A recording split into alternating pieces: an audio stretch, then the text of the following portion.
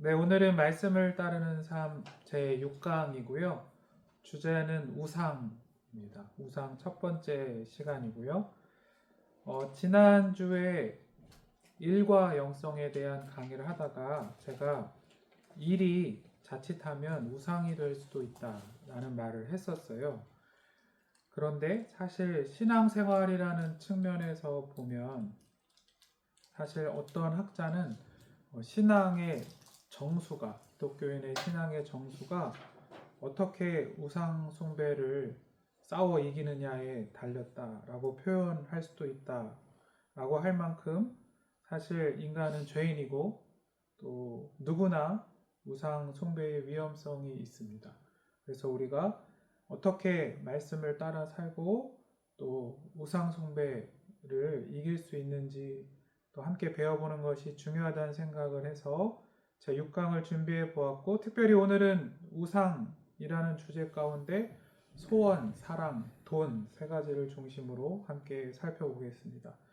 우리는 보통 우상이라고 하면 특히 이제 고대 사회에서 성경이 기록된 시대는 고대 사회인데요. 신상에게 절하고 이방신을 믿고 다른 종교를 믿고 했던 것이 많이 떠오르긴 하지만 사실 오늘날에도 우상은 있습니다. 사실 고대 사회에서도 생각해보면 우상이라는 것은 그 자체 신상에게 절하는 것도 있었지만 속의미로 보면 사실 고대인들도 늘 그 당시에는 전쟁이 중요했기 때문에 전쟁의 신을 믿었고 또 물질 번영의 신을 믿었고 또 출산하고 싶은 사람들은 다산의 신을 믿기도 하는 등 사실 이미 우상이라는 것은 속 의미 가운데 사람들이 뭔가를 원한다라는 것이 담겨 있었습니다. 그렇기 때문에 본질적으로 모든 현대인들에게도 오늘날 우상이라는 것은 다 존재하기 마련입니다. 그렇다면 우상은 뭘까요? 첫 번째로 우상이라는 것은 사람들 마음속에 하나님보다 더 크게 자리를 잡은 것이 있다면 그것이 바로 우상입니다. 쉽게 말해서 하나님보다 더 중요한 것이 하나라도 있다면 그것이 곧 우상인 것입니다.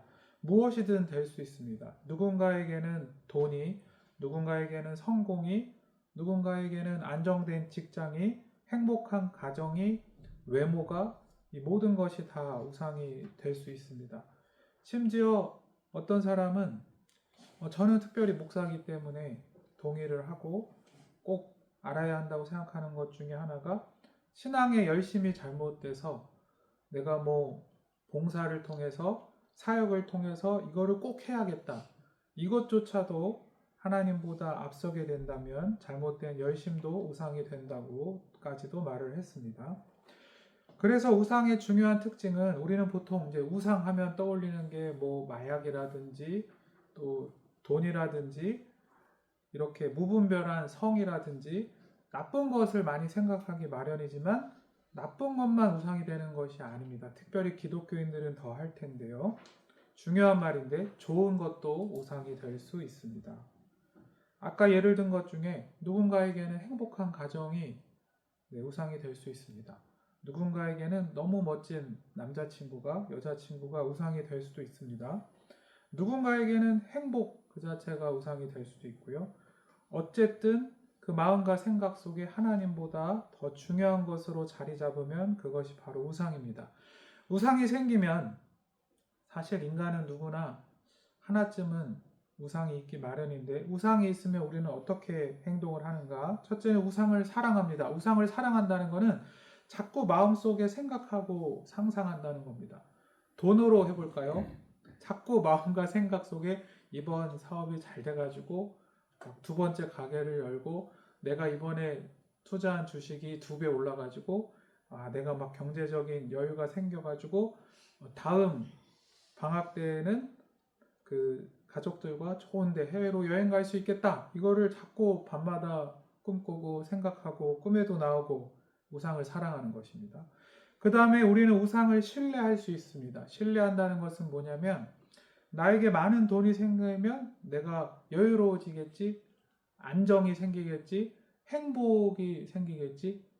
그러니까 그 우상으로 인해서 내가 뭔가를 얻을 수 있다고 그 우상을 신뢰하게 된다는 것입니다. 그리고 우상이 생기면 우리는 우상의 노예가 됩니다. 어떠한 시간과 정성을 쏟아서라도 그 우상을 갖기를 원하고 자진해서 수단과 방법을 동원해서 내 영혼을 팔아서라도 그 우상을 원하고, 그런 관점에서 보면 우리는 마치 우상의 노예가 된 것이고 결국은 우상을 숭배하고 우상을 따라가고 있는 것이다 라고 볼 수 있겠습니다. 그래서 하나님께서 인간에게 하나님의 계명의 본질이 되는 10계명을 주실 때 제1계명과 2계명으로 우상과 관련된 계명을 주셨습니다. 그래서 제가 아까 신앙생활의 정수가 우상숭배와 싸우는 것이다 라고까지 표현해 보았던 것입니다. 출애굽기 20장 3절에서 5절까지를 보면 제1계명으로 너는 나 외에는 다른 신들을 내게 두지 말라. 다른 신들 곧 우상, 아까 풀이에서 설명했듯이 내 마음과 생각에 하나님보다 더 중요한 것이면 어떤 것이든 그것이 우상인 것이고요. 또 5절을 보면 또 그것들에게 절하지 말며 그것들을 섬기지 말라. 하나님께서 사람이 스스로 우상을 새겨 만들고 섬기지 말라고 제2계명을 주셨었습니다. 로마서 1장 23절에서 24절까지의 말씀에서도 우상에 대해서 이렇게 경고를 합니다. 사람들은 본성적으로 썩지 않는 하나님의 영광, 영원한 하나님의 그 영광을 자꾸 썩어질 것으로 바꾼다. 썩어질 사람과 새와 짐승과 기어다니는 동물 모양의 우상으로 바꾸느니라. 즉 하나님이 아닌 영원하지 못한 것을 숭배하며 그 우상을 따른다고 이야기하신 것입니다. 그래서 24절 말씀에서는 하나님께서는 그 죄인들을 마음의 정력대로 더러움에 내버려 두사라고 말씀하셨습니다. 물론 하나님께서는 모든 인간을 사랑하여 주시고 우리를 구원하시기 위해 예수 그리스도를 주셨지만 어쨌든 인간은 본성적으로 썩지 않을 하나님의 영광을 썩어버릴 우상과 바꾸는 죄를 짓기 마련이고, 하나님께서 그런 인간들에게 주시는 형벌은 그 마음의 정력대로, 즉 각자가 원하는 우상을 섬기도록 내버려 두신다는 것입니다. 우리는 하나님의 형벌을 생각할 때 하나님이 막 채찍으로 때린다든지 10가지 재앙이라든지 이런 것만 생각하기 쉽지만, 하나님께서 우상 숭배하는 사람을 정력대로 내버려 두는 것이야말로 하나님께서 그 죄인인 인간들에게 주시는 심판이라고도 할 수 있겠습니다. 이제 구체적으로 오늘 우상 숭배에 있어서 3가지를 살펴볼 텐데, 먼저는 소원입니다. 간절한 소원이 때로 우상이 되기도 합니다. 이게 한 끗 차이인데요. 성도에게는 누구나 오래된 간절한 기도 제목이 있기 마련입니다. 그렇지 않나요? 누군가에게는 재정이 될 수 있고 누군가에게는 자녀가 될 수 있고, 근데 워낙 그것이 간절하다 보니 때로 하나님보다 앞서서 우상이 되기도 한다는 것입니다. 아브라함의 예를 들어보겠습니다. 우리는 아브라함을 믿음의 조상이라고 알고 있지만 아브라함이 처음부터 믿음의 조상은 아니었어요. 아브라함은 놀랍게도 하나님의 음성을, 하나님의 명령을 믿고 믿음으로, 물론 이 믿음도 하나님께서 부어주신 것이지만 아비 친척 본토 고향을 다 떠나서 하나님을 따랐습니다. 즉 아브라함은 하나님께 순종한 것입니다. 그리고 오랜 세월 그 하나님께 순종하기 위해서 오래 기다리고 또 하나님의 말씀을 따르며 자신을 희생했습니다. 근데 과연 그 아브라함의 그 순종과 희생, 이삭이 태어나기 전까지요, 그것이 오직 하나님을 위해서였을까요? 아니면 아브라함의 간절한 소원이었던 아들, 즉 자녀가 태어나는 것을 위해서였을까요? 분명히 아브라함도 죄인이기 때문에 그 마음의 간절한 소원, 내가 자녀를 갖고 싶다는 그 마음이 하나님보다도 앞서 있었을 것입니다. 어떻게 알 수 있습니까? 하나님께서 놀랍게도 그 아브라함의 마음을 아시고 그 이삭을 하나님께 바치라고 했다는 것을 우리는 잘 알고 있습니다. 어쩌면 아브라함에게 이삭이 우상이었다라는 것을 잘 보여주는 단어 중에 하나가 창세기 22장 2절을 보면 여호와께서 이르시되 내 아들 내 사랑하는 독자 이삭. 좀 풀이해 보면 너가 정말 아끼고 사랑하는 독자, 하나님보다 더 사랑하는 이삭을 데리고 나에게 번제로 드리라 라고 하나님께서 말씀하셨다는 겁니다. 하나님께서 괜히 그러셨을까요? 12절을 보시면 아브라함이 결단을 하고 이삭을 바쳤을 때 하나님께서는 이렇게 말씀하셨습니다. 창세기 22장 12절 말씀입니다. 사자가 이르시되 그 아이에게 내 손을 대지 말라. 그에게 아무 일도 하지 말라. 내가 내 아들 내 독자까지도 내게 아끼지 아니하였으니 내가 이제야 내가 하나님을 경외하는 줄을 아노라. 이 말은 무엇입니까? 너가 이제야 너의 우상 이삭을 내려놓고 하나님을 사랑하는 줄 알겠다 라는 뜻입니다. 다시 말하면 하나님께서 아브라함에게 이러한 시험과 연단을 허락하시는 이유는 정말로 아브라함이 믿음의 조상이 되기 위하여 자신의 간절한 소원이었던 자녀 그 이삭을 우상에서 내려놔야 했기 때문입니다. 히브리서 12장 6절 상반절은 어떻게 보면 좀 이해할 수 없는 말을 우리에게 줍니다. 주께서 그 사랑하시는 자를 징계하시고, 저에게도 되게 감동이 되는 말씀인데 하나님께서는 사랑하는 자에게 징계하십니다. 어떻게 들리시나요? 이 말씀의 주석과 해설 중에 이러한 해설이 있습니다. 하나님께서는 모세도 사랑하셨고 다윗도 사랑하셨습니다. 맞나요? 모세는 거룩한 소원이라고 생각했지만 자신의 백성들을 돕겠다. 애굽에서 노예로 고통받는 자신의 백성들을 해방하겠다. 이러한 소원이 있었는데 어쩌면 모세는 특히 한 40세의 나이 때의 혈기로 그것이 하나님보다 앞서 있었을지 모릅니다. 그래서 하나님은 모세를 징계하셨습니다. 고난을 40년 동안 광야에서 주셨고요. 그 모세의 거룩함, 꿈조차도 하나님보다 앞설 수 없음을 훈련하셨습니다.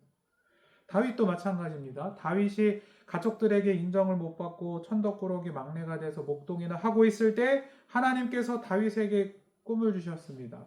기름을 부으시고 왕이 될 거라고 하셨죠.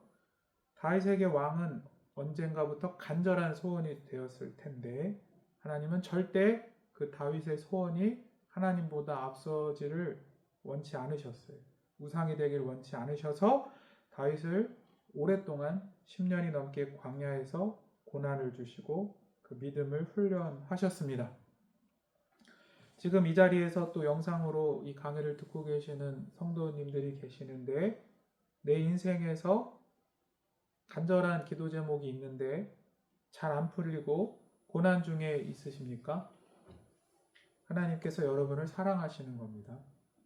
그리고 우리가 그것보다 하나님을 더 사랑하고 하나님보다 앞서지 않게 그 우상을 내려놓음으로 우리의 믿음이 정말 금과 같이 정결해지기를 하나님께서 인도하시는 줄로 믿습니다. 그렇게 될 때 또 하나님께서는 그 소원을 하나님 앞에서 진짜로 거룩한 소원으로 이루어 주실 것입니다. 이제 소원이 우상이 된다 살펴봤고요. 사랑이 우상이 됩니다. 사랑. 청년들이 좀 더 많이 와닿을 것 같기도 하고 배우자도 해당이 됩니다. 사랑하는 상대가 우리에게 곧 하나님이 될 때가 있습니다. 사랑하는 배우자가, 사랑하는 남자가 여자가 나에게 곧 하나님이 된다. 표현이 좀 센가요? 그럼 하나님을 괄호치고 이렇게 바꾸면 됩니다. 구원자가 된다. 내 인생의 구원자 같이 느껴질 때가 있습니다. 왜 영화에서도 이게 대중 영화나 예술에서는 이것을 굉장히 많이 이용해요. 사실 생각해 보면 우리가 영화를 볼 때 왜 이렇게 인생을 어떤 뭐 예를 들어 남자 주인공이 막 굉장히 팍팍하고 쓸쓸한 모습으로 혼자 막 걸으면서 인생을 살다가 언제 막 영화에서 햇빛이 쫙 비치면서 막 인생의 구원이 찾아온 것 같은 화면이 연출되나요? 한눈에 반하는 여성이 딱 나타나면서 내가 저 여성과 결혼을 해서 행복한 가정을 꾸리고 자녀를 낳고 알콩달콩 살면은 내 인생은 아름다운 인생이야 뭐 이렇게 하잖아요. 연출을. 그러니까 사랑은 옛날부터 사람들에게 그것이 마치 인생의 구원이 되는 것 같고 내 인생을 행복하게 만들어줄 것 같은 우상으로 변질되기 쉬웠습니다. 그리고 이 사랑에 있어서 또 꼭 다루고 넘어야 될 게 뭐냐면 뭐 이렇게 얘기할 수 있겠어요. 누군가가 목사님 저는 막 이렇게 그렇게 남편에게 아내에게 집착하지 않아요. 혹은 뭐 아직 미혼이시라면 저는 뭐 그렇게 이성 상대가 저의 구원이라고 생각하지 않아요. 그것까진 좋아요. 근데 어떤 사람이 사랑을 두려워하는 사람들이 있어요.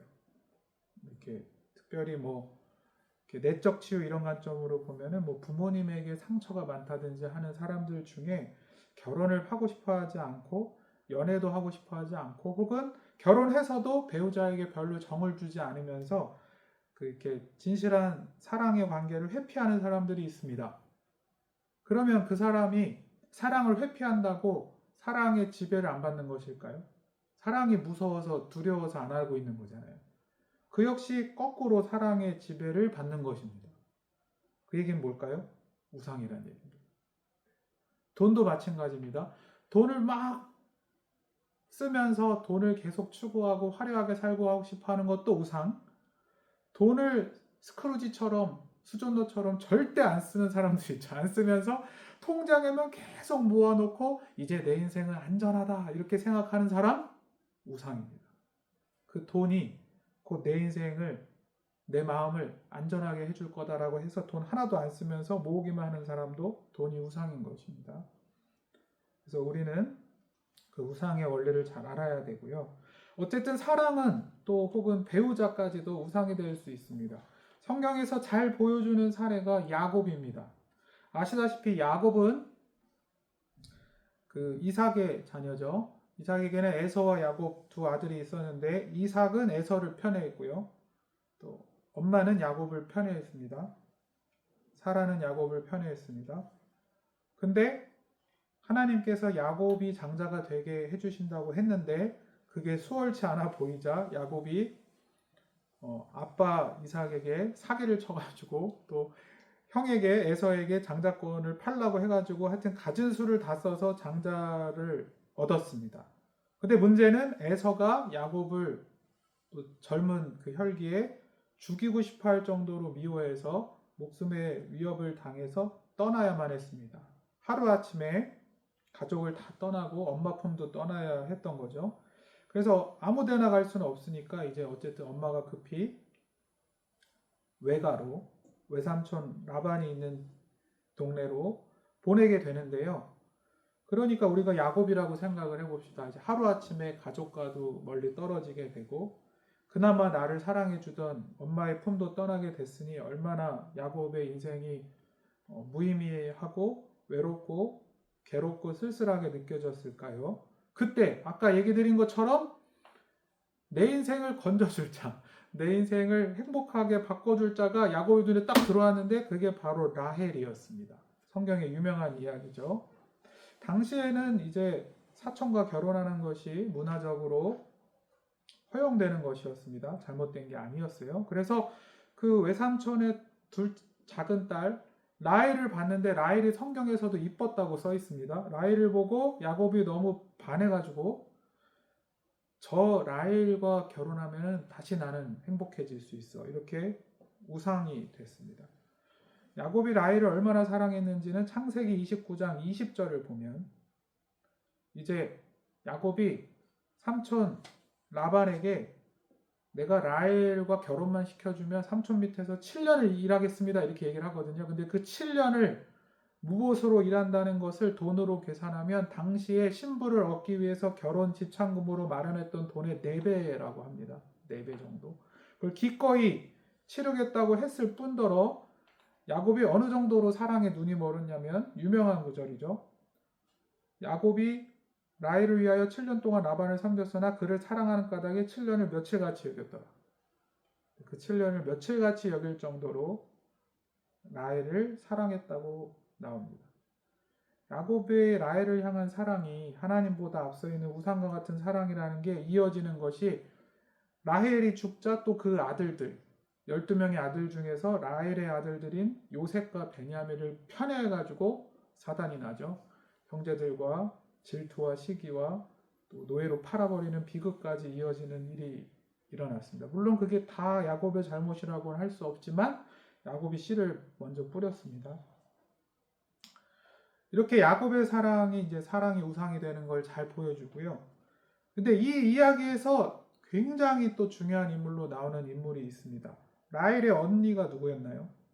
레아입니다. 레아. 야곱이 있고 레아가 있고 라헬이 있고 성경의 이야기를 보면 재밌는 게 7년 동안 외삼촌 라반을 섬겼는데 그럼 야곱이 라헬과 결혼에 성공했을까요?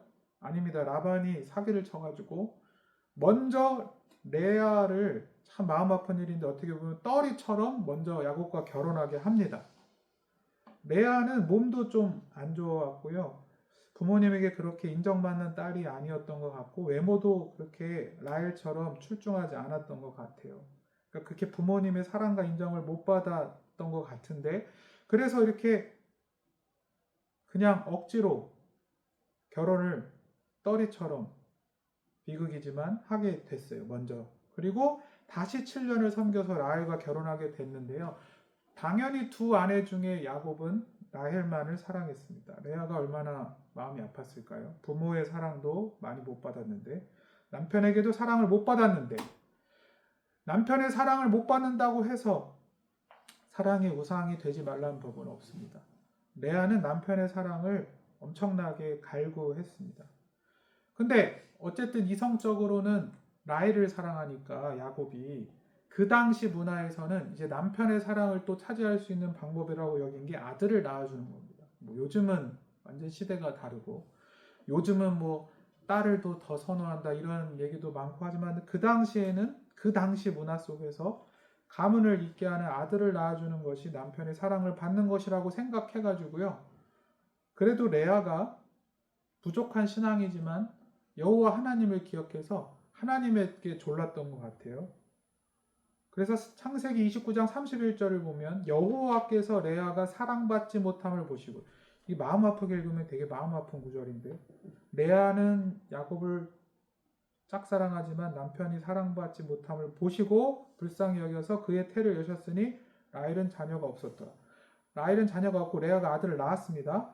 32절을 보시면 레아가 아들을 낳고 하는 말은 뭐냐면 이제는 내 남편이 나를 사랑하리로다. 사랑 안 했습니다. 야곱이. 33절에 둘째가 태어납니다. 시므온입니다. 34절에 셋째가 태어납니다. 레위입니다.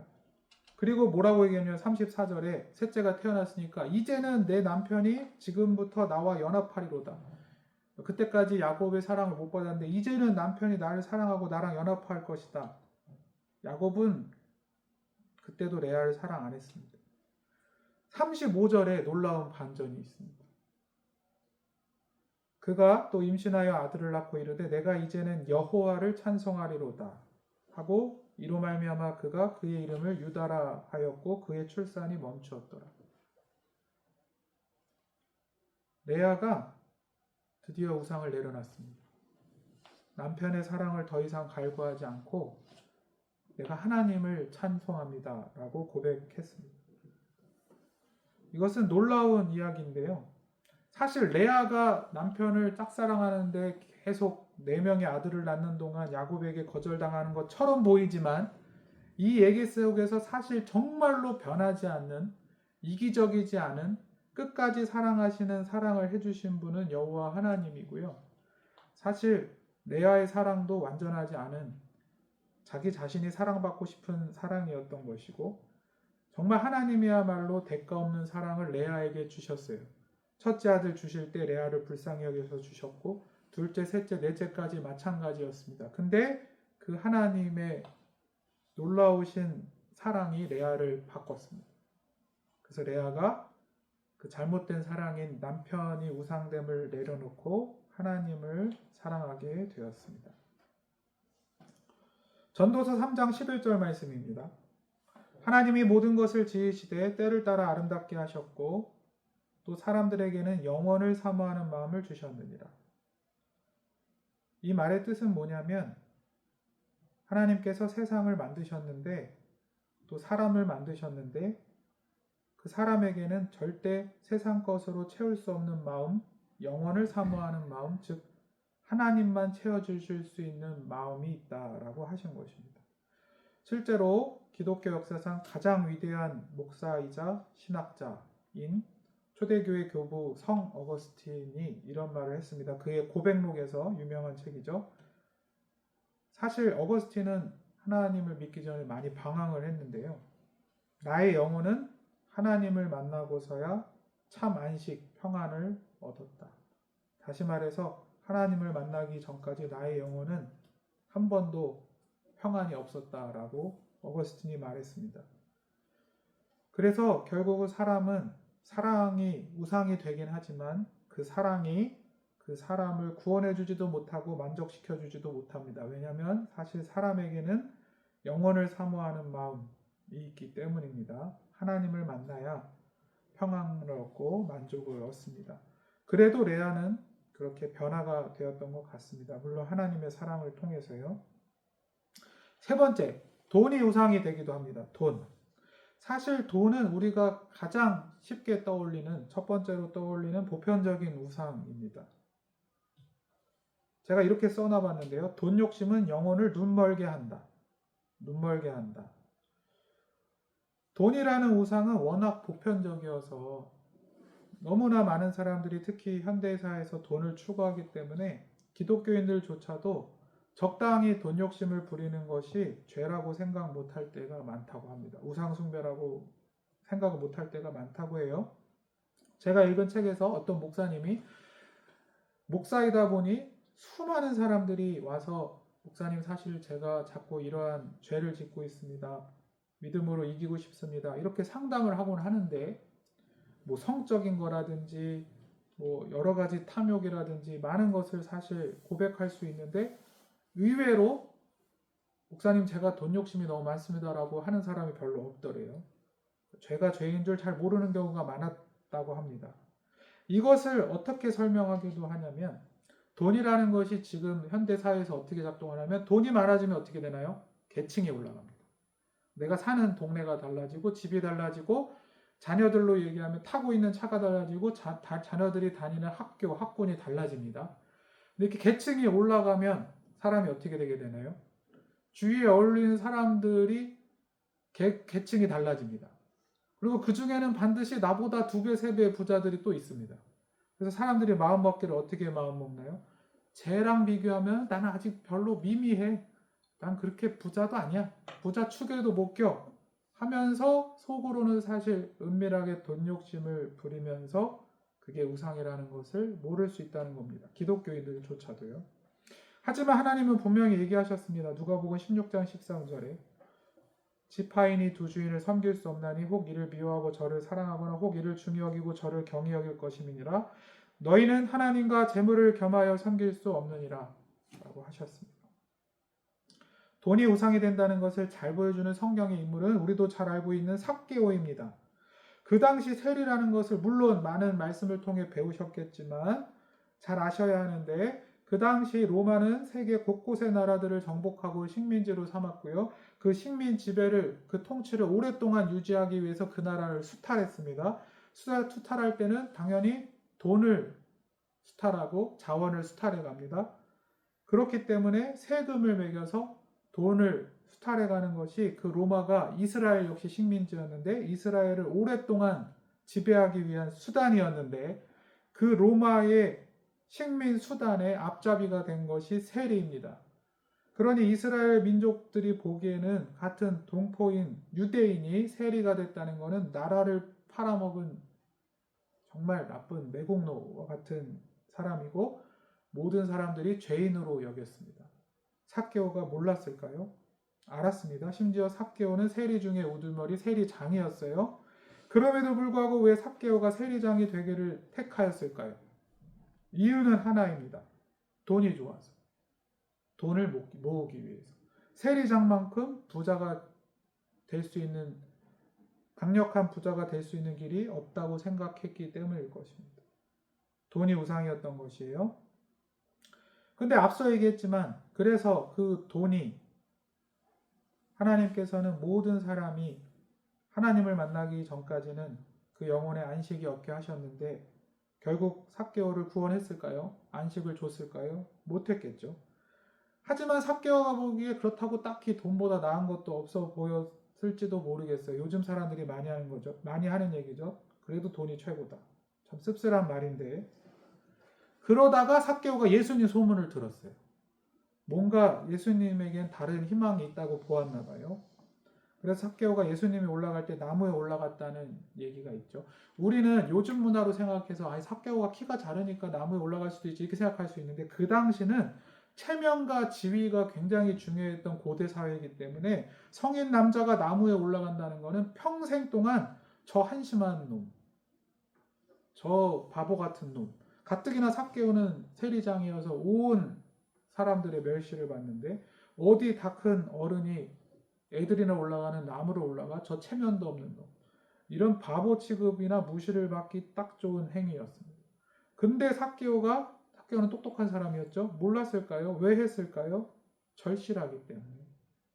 그만큼 예수님을 향한 마음이 필사적이었던 거예요. 이때가 아니면 언제 내가 예수님을 만날까 하는 마음으로 혹시나 하는 기대로 갔겠지만 그렇다고 삭개오가 예수님이 자기에게 뭐 얼마나 많은 것을 해줄지는 몰랐을 것 같아요. 예수님은 굉장히 충격적인 은혜와 사랑을 베푸셨습니다. 사람들은 다 죄인이라고 손가락질하는 삭개오에게 내려오라 내가 오늘 내 집에서 유하여 하겠다라고 했어요. 그 당시에서 식사를 같이 한다는 것은 그 사람의 친구라는 뜻이었다고 합니다. 사람들은 너를 죄인이라고 하지만 사람들이 메시아로 여기는 나 예수는 너의 친구가 돼주겠다고 한 거예요. 얼마나 놀라운 일인가요? 이때 삭개오는 정말 복음을 깨달았을 거예요. 사람들은 뭘 가져야 행복해지고 만족한다고 얘기하는데 삭개오는 돈을 선택했습니다. 어쩌면 그 당시 바리새인들이나 종교 지도자들은 종교 지도자의 권위, 지식, 율법을 많이 준수한다 이런 거를 내세웠겠죠. 사람은 누구나 내세우는 것이 있기 마련이었는데 주님은 그 어떠한 것도 보지 않으시고 일방적으로 나의 친구가 돼주셨다는 그 은혜를 깨달았겠죠. 그래서 그 변화가 뭔가요? 자, 아까 전에 우상은 하나님보다 더 중요한 것으로 여기하는 오늘 강의를 하면서 하나님 대신 신이 된 것, 나 외에 다른 신이라고 했는데 그러면 주님을 정말 만나서 주님을 구주로 고백하게 되면 뭘 버릴까요? 우상을 버리겠죠. 정말 예수 그리스도를 만난 사람은 우상을 버립니다. 삭개오가 우상 돈을 버렸나요? 버렸습니다.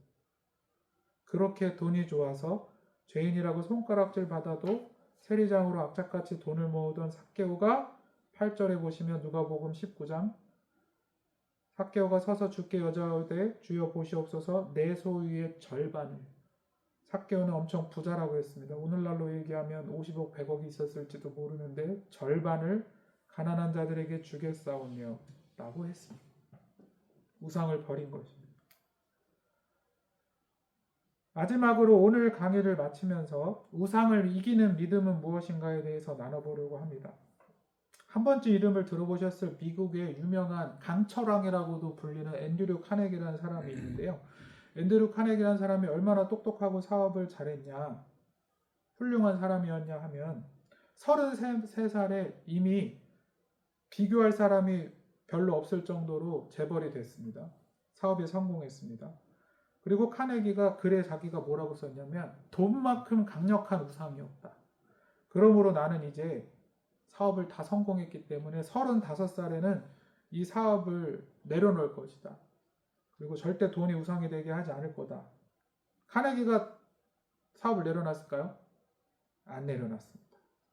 물론 카네기는 좋은 일도 많이 했습니다. 특별히 자선 사업을 많이 한 걸로 유명하긴 한데 안타까운 것은 카네기는 어렸을 때는 신실하신 어머니를 따라 기독교인이었는데 나중에는 신앙을 버렸던 것으로 보입니다. 교회를 잘 다니지 않았습니다. 신앙이 없었습니다. 인본주의자였어요. 그래서 돈이 우상이라는 것은 깨달아 알고 있었습니다. 카네기는. 근데 나중에 사업을 하는 행태를 보면 너무나 지나친 독점과 경쟁, 중소기업들에 대해서 굉장히 강력한, 거의 그 중소기업을 망하게 해서라도 자신의 사업을 성공시키는 그러한 모습들이나, 특별히 안 좋았던 게 자기 공장, 회사에서 일하는 노동자들에 대한 대우가 매우 안 좋았습니다. 그래서 그 카네기 공장에서 일하는 수많은 사람들이 40대에 목숨을 많이 잃었습니다. 위험한 일을 하다가. 철광 사업이었으니까요. 그러니까 카네기는 결국 돈이 우상이라는 걸 알면서도 이기지 못했습니다. 그 얘기는 뭐냐면 사람의 힘으로 우상을 이길 수 없습니다. 그렇다면 우리는 어떻게 우상을 이길 수 있을까요? 앞서 삭개오의 얘기도 했는데 예수 그리스도의 은혜를 깨달을 때 되는 겁니다. 예수 그리스도의 은혜라는 게 뭘까요? 고린도후서 8장 9절입니다. 우리 주 예수 그리스도의 은혜를 너희가 알거니와 부요하신 이로써 너희를 위하여 가난하게 되심은 그의 가난함으로 말미암아 너희를 부요하게 하려 하심이라. 예수 그리스도만큼 부요하신 분이 없습니다. 예수님은 하나님이십니다. 하나님은 온 세상의 주인이시죠. 그게 돈이 됐던 무엇이 되었던, 무엇보다 영적인 풍요로 보아서도 하나님은 완전하시고 부유하신 분입니다. 근데 하나님은 가난하게 되기를 원하셨습니다.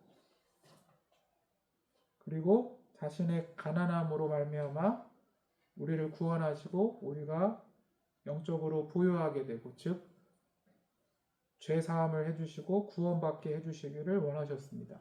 좀 쉬운 말로 제가 위에 따옴표에 써놨는데, 주님은 나를, 우리 한 명 한 명을 주님의 보배로 다시 만들어 주시기 위해서 하늘의 모든 보화를 버리셨던 분입니다.